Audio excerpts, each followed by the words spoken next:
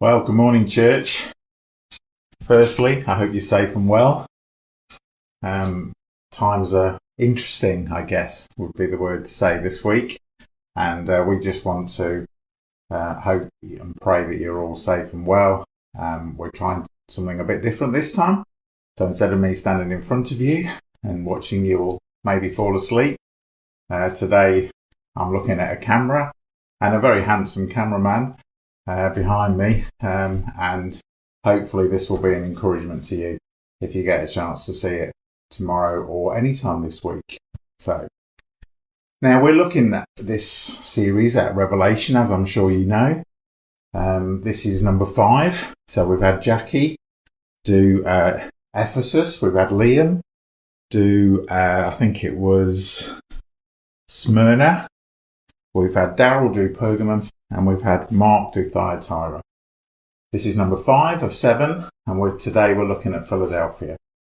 But I guess with what's going on in the world, I didn't feel like I could just launch straight into what's happening with the church at Philadelphia. I felt like maybe we just needed to acknowledge what's going on. COVID-19 has brought into every single one of our worlds uncertainty. And uncertainty means that we work probably 10 times harder than we do normal times when things are just smooth or steady or stable. Mentally, physically, emotionally, we are all working really hard to process what's going on, to think about all the implications for us, for our families, for our loved ones. And we're having to do that on a minute by minute, day by day basis. That in itself is exhausting. The impact of this virus worldwide, and you can see it in the press conferences that are being done, is exhausting. And when we're tired and we're exhausted, we don't always make the best decisions.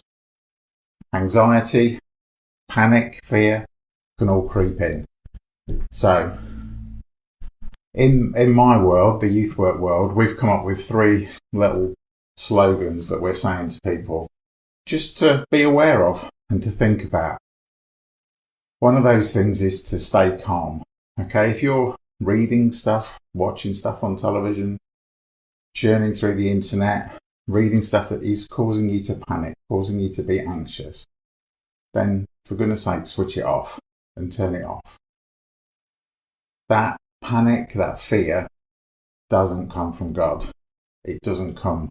It's not going to do us any good. We've got to let go of it.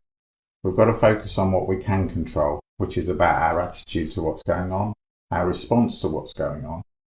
All those things that are out of our control, we just need to say, God, it's over to you with all of that stuff. So first of all, be calm. Stay calm. The second thing is be safe. We've all got to be safe, haven't we? It's weird doing this today. I'm not interacting with you physically as we would be normally on a Sunday morning.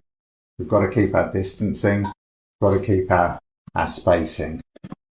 What's really important, though, is that while we do all of these things to stay safe, we don't end up being isolated.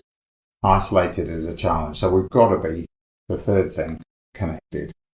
And that might mean doing things differently. So getting on your phone and texting, WhatsApping. I think one day this week I had 450 WhatsApp messages in the 10 or so groups that I'm in, as all of the organisations that I'm involved in were reacting to what's happening and how they were going to cope.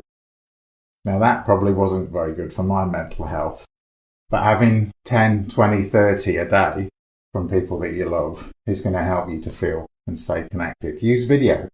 I've come across loads of new tools this week that I never knew existed. Zoom is a great app where you can have a video conference for a load of people for up to 30 minutes, totally free of charge. So get your family on it, get using it, get speaking to each other and stay connected.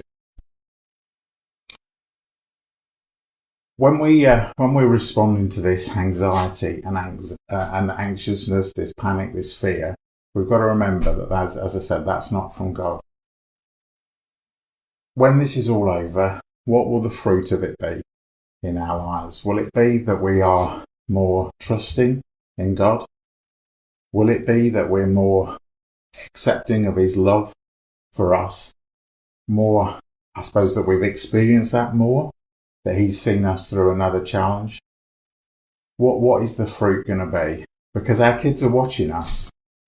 And not just our kids are watching us to see how we deal with this, but the world is watching us as a church as to what our response is to this. And we can be like everybody else, and we can stockpile and we can panic and we can be anxious, or we can say, hang on, we know the living God, the God of the universe who created us, and actually he's got us in the palm of his hand. And we don't always know what the outcome's going to be, but we know who holds that outcome, and we know that he walks with us every step of the way. So this week, remember that and live that way, and remember people are watching you. So grow in your trust of God and grow in your faith, grow in your closeness with him. Use this time to connect with him and maybe with his word and with his world that he's put you in, and keep putting one foot in front of the other.